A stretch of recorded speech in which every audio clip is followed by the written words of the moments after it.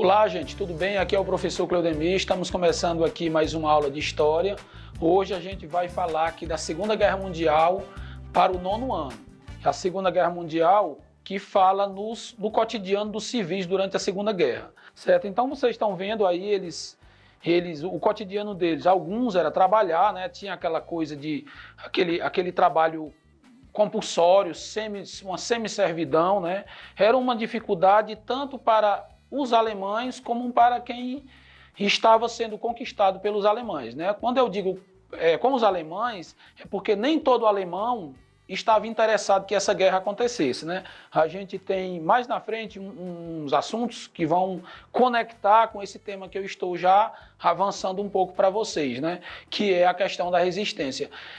Sobre a questão do cotidiano, a gente tem aqui o toque de recolher. O que é o toque de recolher? A gente entende muito sobre essa questão do toque de recolher, que é aquele horário que a gente tem para voltar para casa, principalmente agora nessa questão da pandemia, né? Só que durante a Segunda Guerra Mundial, esse toque de recolher, ele não era bem isso não. O toque de recolher era exatamente numa hora que acontecia qualquer tipo de bombardeio, tiroteios, ataques de inimigos. Normalmente, toda casa na Alemanha, naquelas regiões que estavam sofrendo aqueles ataques, que estava sofrendo com esses conflitos da guerra, elas tinham um porão. Esse porão era um local que as pessoas entravam, ficavam na parte assim, abaixo do piso, né, da casa, e as pessoas se escondiam lá dentro sempre que houvesse algum bombardeio, né?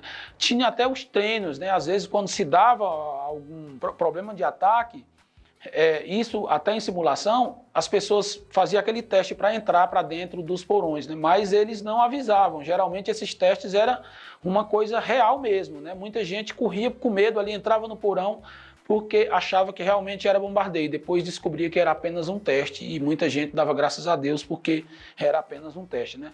A questão da privação da água, de alimento, eletricidade, remédios, artigos de higiene. Essa dificuldade que a gente tinha na Segunda Guerra Mundial era principalmente por questão de transporte, né? Porque as estradas estavam sendo destruídas, o sistema produtivo estava tendo dificuldade para ter mão de obra, para produzir aquilo, né? A questão da manutenção da eletricidade, de água, esgoto, isso era dificultado por conta dos ataques. Então a gente tem aqui uma imagem, né, interessante que eu achei, que foi aqui desse filme A Menina que Roubava Livros. Até indico para vocês esse filme, que ele é maravilhoso. Isso daqui é um porão da casa onde ela ficava, né? Ela era adotada, essa menina, né? E ela, toda vida que acontecia alguma coisa estranha de ataque, ela corria para dentro do porão. E esse rapaz ficava com ela também aí, que era uma das pessoas que, se eu não me engano, ele era sobrinho do dono dessa casa, né? A gente tem aqui outro tema importante, outro ponto importante da Segunda Guerra, gente, que é a resistência na Segunda Guerra. Quando a gente fala de resistência, a gente tem que pensar assim, que a resistência ela não era simplesmente a resistência de outros países contra os alemães. A resistência era tanto dentro da Alemanha como fora da Alemanha. Não era todo alemão que queria a guerra, gente. Coloque isso na sua cabeça. Não era todo alemão que queria a guerra. Muitos dos alemães que guerreavam, que estavam na guerra, lá com uma metralhadora na mão, com um avião pilotando ali, com um tanque, muitos deles queriam o fim da guerra. Eles queriam que a guerra acabasse. Mas eles eram pressionados, orientados pelos generais e por Hitler, e essa guerra tinha que continuar, né? Então essa resistência, ela era caracterizada pelos apoiadores, né? Apoiadores contra apoiadores de governo, contra apoiadores de governo, contra os próprios invasores alemães, né? A resistência, ela é dividida em duas partes, gente. Tinha a resistência não violenta e tinha a resistência violenta, né? Quando eu falo de resistência não violenta, era aquela resistência daquelas pessoas que tinham o interesse de distribuir panfletos, reforçando algumas ideias contra a guerra. Era a sabotagem de carros, de munição, de alimentos. Eles evitavam que aquele alimento chegasse até os quartéis generais, as greves de trabalhadores, passeatas, marchas de mulheres, de homens. A espionagem também era outra artimanha dessas pessoas que queriam combater a guerra, mas de uma forma sem violência.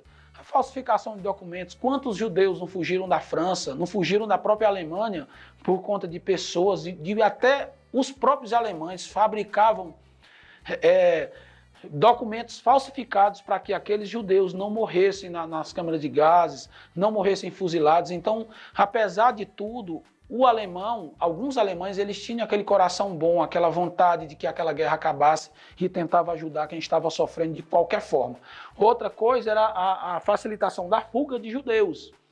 Muitos diziam que judeus, fulano de tal, aqui, ele é da minha família. Eles falsificavam o documento, conseguiam aquele documento falsificado, né? Inclusive tem até um filme que eu ia até citar, até o final, se eu lembrar, eu falo para vocês. Mas é uma infinidade, gente, de filmes maravilhosos da Segunda Guerra que tem para vocês assistir e ampliar mais e mais o conhecimento de vocês. Outra coisa, a resistência violenta. Como é que era essa resistência violenta? Aí sim, gente. Aí os caras botavam para quebrar. Essa luta armada. Como é que era essa luta armada? Tinha muitas pessoas que não queriam a guerra, mas que não queriam entrar na guerra.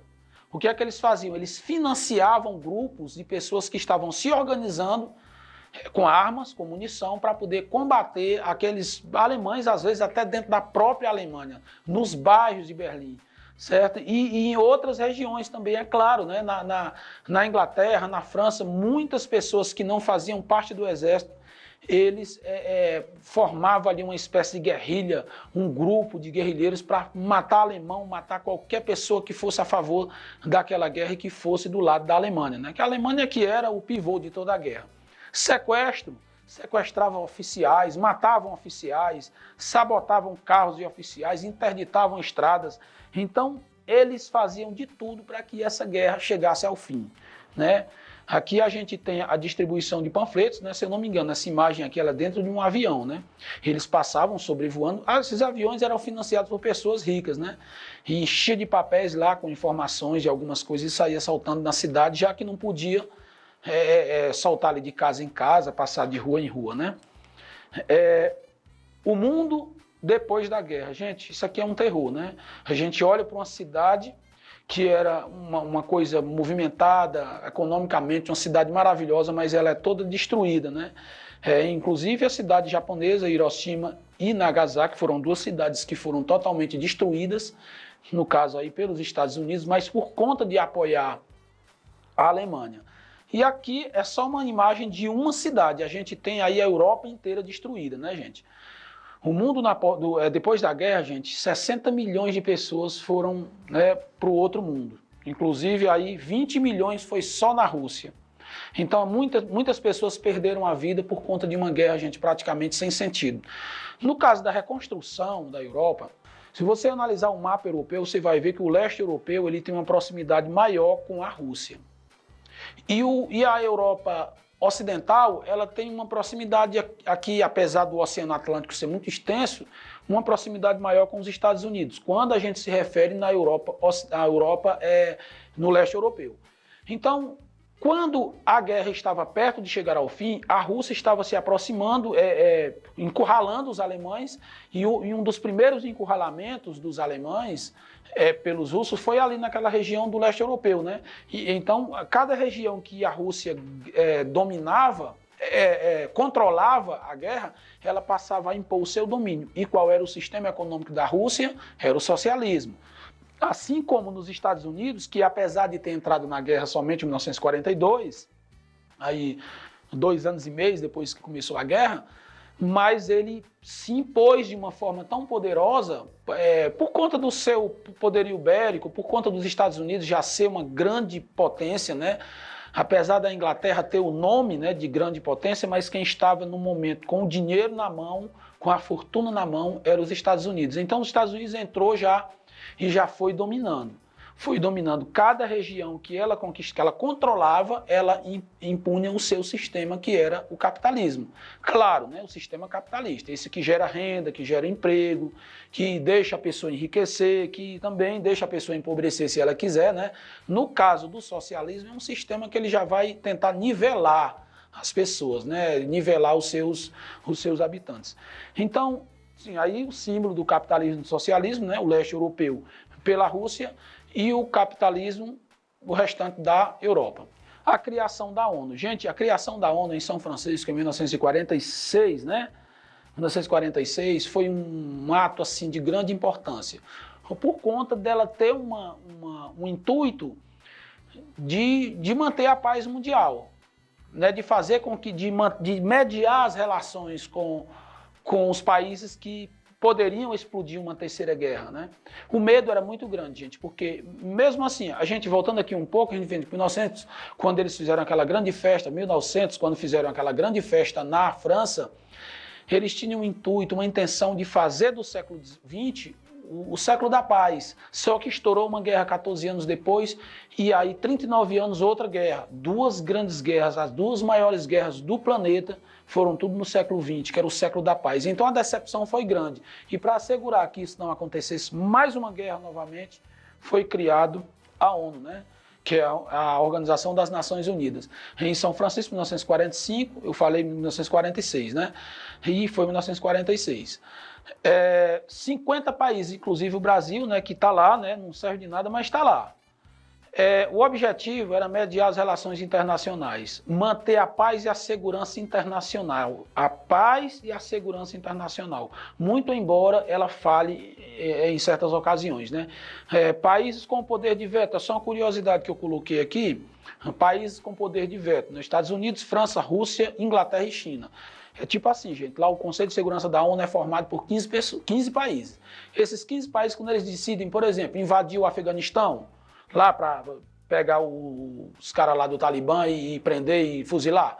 Então, todos os países, de 15 países, 14 votou sim, mas teve um que votou não. Quem foi que votou não? Foi os Estados Unidos. Então, pronto, ninguém pode entrar lá, porque os Estados Unidos ele tem um poder de veto. Qualquer um desses 5 países, se disser um não em qualquer ato, eles têm que obedecer, porque eles 5 têm o poder de veto. Então, o poder de veto que esses 5 países têm é assim um poder, vamos dizer assim, transcendental, né, gente? Porque eles cancelam qualquer coisa, mesmo que dos 15, 14 tenham votado sim, mas se um desses 5 disser não, aquela coisa não pode ser executada. Então, gente, finalizando aqui a minha aula, primeiro eu quero pedir aqui vocês se inscreverem no canal, né? E colocar aí um joiazinho pro vídeo da gente. E quero desejar a vocês que vocês aprendam mais e mais com as nossas aulas. As nossas aulas, se Deus quiser, vai continuar. Esse projeto é maravilhoso e eu desejo para vocês muito aprendizado. Valeu!